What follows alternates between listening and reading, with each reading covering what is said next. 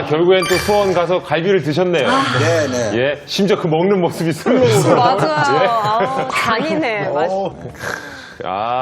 수원하면 또 이제 갈비니까. 네. 예. 워낙에 또 저쪽, 이제 수원 쪽이 뭐 역사나 이렇게 전통이 깊은 식당들도 많잖아요. 많죠. 예. 정확한 기록까지 따지면 약 70년이에요. 70년이고 뭐 웬만한 분들은 다 아시는 히읗집이라는 데가 있어요. 히읗집이 처음에는 사실은 해방하기 전에는 제과점이었었어요. 네, 제과점을 하다가 해방 이후에 해장국집을 시작을 해요. 근데 해장국집에서 국만 파는 게 아니고 사실 당시에는 갈비를 이제 짝으로 사드리지 않습니까?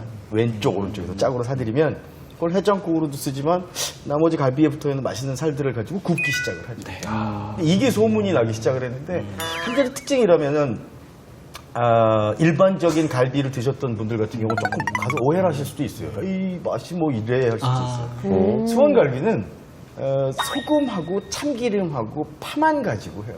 마늘 쫙 양념을요? 네. 양념 네. 소금. 그러니까 이게 뭐 돼지 저 집이 그렇더라고요. 걸쭉하고 이런 게 아니고 약간 간을 이렇게 묻혀주는 정도. 그래서 그게 수원에서는 워낙 오래된 뭐 전통 중에 한 가지죠. 그러니까 옛날 손맛 그대로인 거죠? 네, 지금 드시는 분들은 간장도 넣고 좀 짭조름하게 해서 달짝지근하고 그런 갈비를 기대하고 가시다가 양념갈비. 야 이거는 조금 다르구나라고 생각하실 거예요. 오히려 타임머신 타고 갈비 드시러 70년 전으로 돌아가는 느낌. 그렇군요. 저는 아까 그 얘기도 너무 재밌었어요. 박준규 선배님께서 그 성 지을 때 소가 그렇게 많이 이렇게 요 얘기가 맞는지 확인을 좀 해주시죠. 그러니까 정확하게 지금 얘기하셨던 부분들을 딱 맞다 틀리다라고 얘기하기는 어렵고요. 그러니까 정황전거로 볼 수가 있어요. 그러니까 소가 많이 쓰였고 소가 끝나고 나서 그 수원이라는 도시 자체를 자급자족 도시로 만들려니까 둔전을 많이 만들어요. 그러니까 논밭을 많이 만드니까 소가 이제 거기 들어갔을 것 같고요. 그 다음에 이제 주변에 이제 큰 제사, 그러니까 윤건능 같은 경우는 왕의 제사를 지내니까 또 필요하다면은 이제 그 소를 잡아서 희생으로, 그러니까 그 제산물을 올리는 그런 부분들이 있어서 소고기에 대한 전통이 있었을 것 같은데 딱 지금 소갈비랑 연결된다고 보기는 어렵고 아까 얘기하셨던 것처럼 오히려 해방 전후에 이제 수원이라는 동네가 어쨌든 소가 많이 있으니까 또 부자 동네이기도 하고 그러면서 그게 이제 소갈비로 연결이 됐을 거다 이렇게 보기도 하죠. 아, 그렇군요. 만난 것들이 상당히 많고 아까 보니까 또 삼부자가 이렇게 활쏘기도 이렇게 쫙 해봤잖아요. 수원 화성에 활쏘기 체험이 있는 이유는 거기가 원래 이제 국궁장으로서 역할도 있긴 하지만 정조 임금이 화성에 갈 때 빠뜨리지 않았던 행사가 바로 뭐냐면 활쏘기입니다. 네. 그래서 그 행궁에 가면은 득중정이라고 있는데 그 득중정이 우연히 이제 활을 쐈는데 4발을 다 맞춘 거예요. 그러니까 기분이 너무 좋아서 원래 5발을 쏴야 되는데 난 여기까지 하고 거기다 이제 득중정이라는 이름을 붙였고 나중에 행궁을 지을 때 그 자리에다가 이제 조금 옮기긴 했지만 낙남원이라고 지어서 나중에 실제로 거기서도 활쏘기를 이제 신하들하고 같이 즐겼던 그런 공간이기도 하죠. 그래서 활을 쏜다라는 것 자체가 그러니까 어떤 제후의 어떤 중요한 그 덕목, 황제의 중요한 덕목이었기 때문에 그런 부분들을 하셨으니까 사극을 하셔도 아까 그 활 쏘는 폼을 보면은 잘 어울리겠다라는 생각이 들었습니다. 예. 아무튼 우리 저 두 아드님 참 잘 어울렸었고. 네. 예.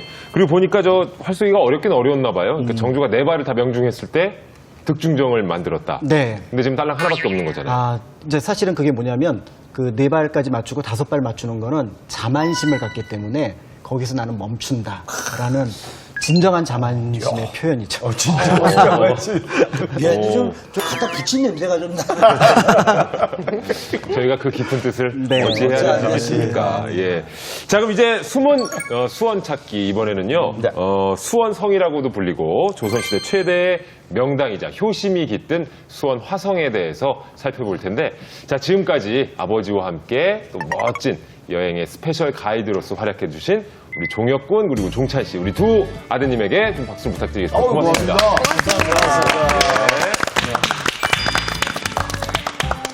자, 그렇다면 숨은 수원 찾기 지금부터 시작해 볼까요?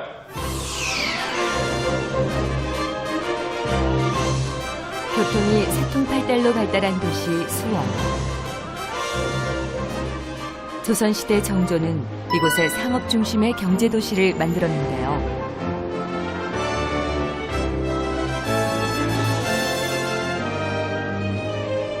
신도시를 보호하기 위해 세워진 수원 화성은 다양한 군사시설의 집결지였습니다.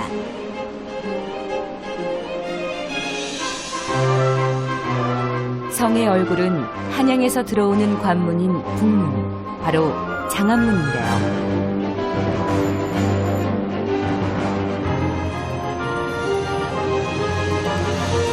성문에는 항아리를 반으로 쪼갠 모양의 옹성을 쌓아 이중으로 방어했고,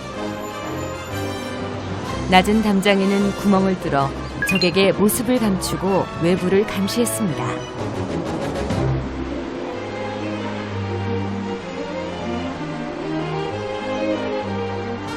북문과 남문 좌우에는 성문에 접근하지 못하도록 경계하는 적대를 두었습니다.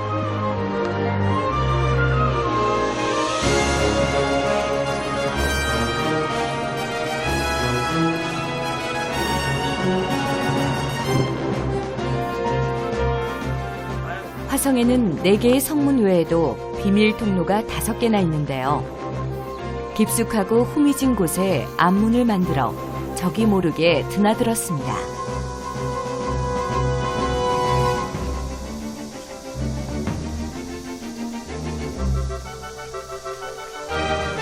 북에서 남으로 흐르는 개천 위에는 수문을 세워 수중 공격에도 대비했습니다.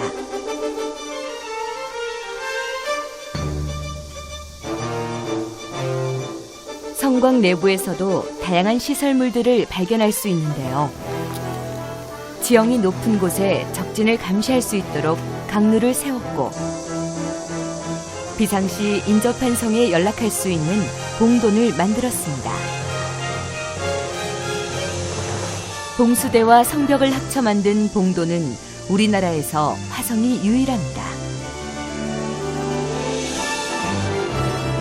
수원 화성을 걷다 보면 성벽이 바깥쪽으로 튀어나온 곳들을 자주 보게 되는데요.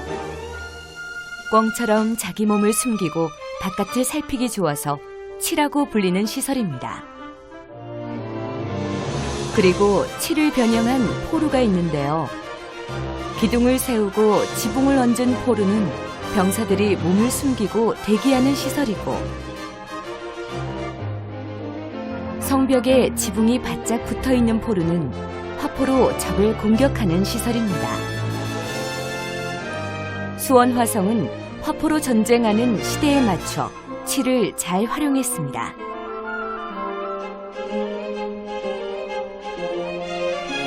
화성의 최고지휘본부 서장대는 서쪽 팔달산 위에 있는데요. 높은 곳에 있어 성내 군사의 움직임과 외부 상황을 한눈에 파악할 수 있었습니다.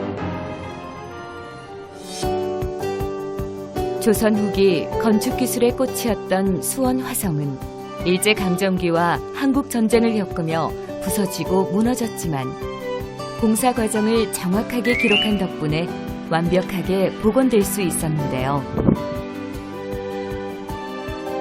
덕분에 1997년 유네스코 세계문화유산에 등재될 수 있었습니다.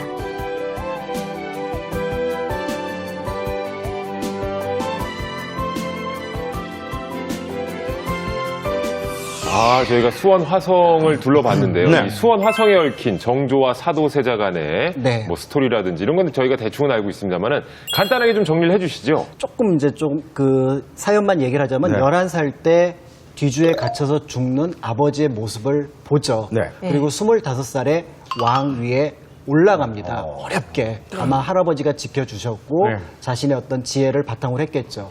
그런데 딱 올라가자마자 첫 번째 했던 말이 뭐냐면, 나는 사도세자의 아들이다. 너무나 당연한 말이지만 사실은 사도세자가 죽을 그 당시에 그 정조는 이전에 있었던 아들에게, 효장세자에게 입양이 됐었어요. 네. 그래서 늘 너는 사도세자의 아들이 아니다라고 얘기를 했던 부분이었기 때문에 나의 정체성을 확인을 한 거죠. 그렇다고 하더라도 이미 강력한 권력을 가지고 있는 신하들하고 바로 뭔가 정치 투쟁을 하기는 어렵잖아요. 네. 그때 끄집어낸 게 바로 뭐냐면 아버지에 대한 효예요. 효. 아마 한중록에 나와 있는 기록을 보면 어느 시기쯤 됐을 때 내가 왕으로서 조금 여유가 있게 되면은 그때 다시 수원으로 내려와서 머물겠다라는 생각으로 이 5.7km의 성곽을 쌓고 도시를 만들었다. 이렇게 알려져 있습니다. 그러니까 효를 이용해서 정치를 했고 정치를 통해서 효를 실현했던 그런 인물이 바로 정조라고 볼 수가 있습니다. 귀에 쏙쏙 들어오네요. 그러니까 이 아버지에 대한 특별한 감정은 저희가 충분히 네. 이해할 것 같은데 수원을 이렇게 특별하게 생각한 이유가 있을까요? 정조가.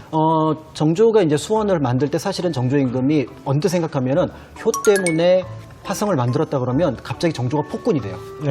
아니 자기 개인적인 감정 때문에 도시 하나를 만들었어? 백성을 동원. 네, 이게 그래서 접근할 때 상당히 위험한 접근이죠. 아까 제가 말씀드릴 때 효를 이용해서 정치를 했지만 정치를 이용해서 효를 했다라고 얘기했던 부분에서 정치 부분에서는 한양 말고 또 하나의 거점 도시가 필요했고 그 거점 도시는 18세기 말에 발전하는 상업을 염두에 둬야 됐던 거죠. 그래서 아마 다녀오셔서 기억하시겠지만 수원 화성의 정문 혹시 기억하시나요? 정문. 수원 화성의 정문이 북문. 북문이에요. 우리나라 도시 가운데 그 전통 도시 가운데 북문을 거기 한 곳밖에 없죠. 예, 북문을 정문으로 했던 도시가 없습니다. 왜냐하면 배산 임수기 때문에 뒤쪽은 항상 산이에요. 산이 있어야 되고. 그런데 수원 화성만은 한양에서 수원으로 와서 북문으로 들어오면 남문인 팔달문을 통해서 남쪽인 오산 평택으로 갈 수 있도록 했거든요. 그러니까 경제 상업 도시로서 발전을 시키려고 했고 당연히 성이니까 전쟁에 대한 준비도 철저히 했고요. 그런 면에서 이 수원이라는 면은 정조의 생각들의 다양한 면들이 여기에 숨어 있겠다라고 보시면 될 것 같습니다. 예. 야, 수원을 그만큼 중요하게 생각했다면 지키는데도 상당히 신경을 많이 썼을 것 같아요. 그럼요. 세계문화유산 수원 화성 그러면은 방어시설과 공격시설. 5.7km인데 48개의 방어시설이 있어요. 100m 조금 남짓한 거리마다 있는데 왜 이게 이렇게 거리가 있냐면은 그 당시 활이나 총의 사거리가 100m 정도예요. 안팎이니까 그러면 거기서 집중적으로 쭉 막으면 성의 어느 공간도 소위 말하는 화력의 공백이 없게 되는 거고 더더군다나 이제 적들이 공격하는 방식이 정근대적인 방식일 수도 있고 근대적인 포를 이용하는 방식일 수도 있으니까 그런 여러 가지 요소들을 섞어 놔서 예를 들어 대포를 쏘는 공간 같은 경우는 그 성 위에서 보면 1층이고요. 성 밖에서 보면 3층이에요. 그러니까 높은 곳에서 멀리 쏘고 낮은 곳에는 가까이 있는 적을 공격할 수 있도록 그런 어떤 현대적인 시설들이라고 할 수 있는 것들이 화성에 곳곳에 박혀 있죠. 다 짓는데 2년 9개월 걸렸다고 합니다. 예. 2년 9개월이면 사실 짧다면 짧은 기간이에요. 짧은 거 아니에요? 옛날. 그렇죠. 그러니까 사실은 이 원래 수원 화성은 10년 계획이었어요. 네.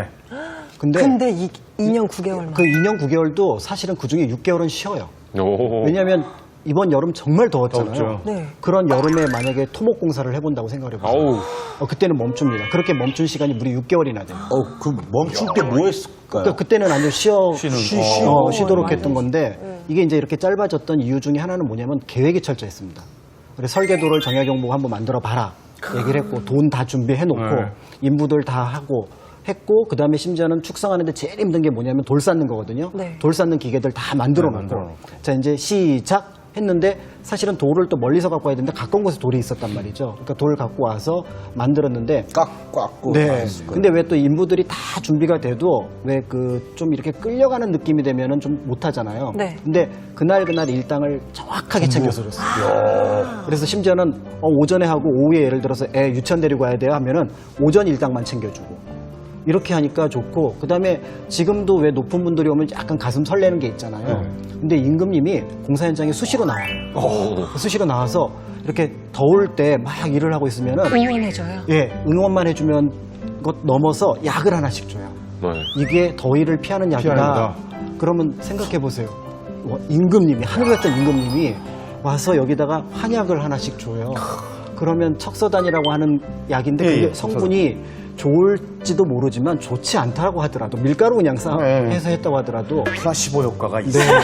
맞아요. 소금만 땀 흘리고 소금만 네, 넣어도 그럼 그 충성심이라고 하는 게 어땠을까? 그러니까 이게 모든 부분에서 완벽하고 심지어는 거기다 공사 실명제 쌓았는데 이 부분이 다시 부실해요. 그러면 누구 와라 한수연, 김유진 와서 다시 쌓아라라고 얘기를 하니까 또 책임도 있고 이 모든 것들이 다 갖춰져 있었던 거죠. 일 시킬 줄 아시네. 당근과 채찍까지 다 계산이 되는 굉장한 원동력이었을 것 같아요. 그러니까요. 그렇게 임금님이 직접 이렇게 그럼요. 케어해 주셨다는 게. 예. 진짜 오늘 스페셜 가이드로서 함께 여행을 해보셨는데 어떠셨나요?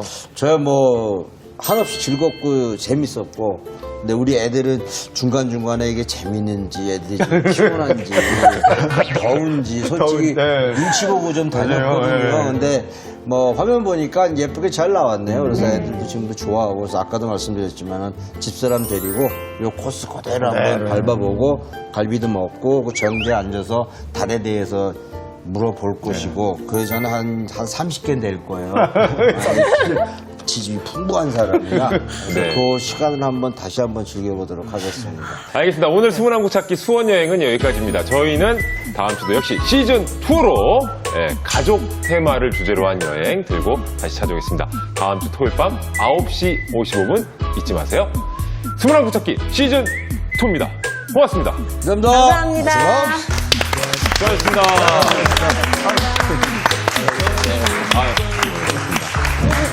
수고 많으셨습니다.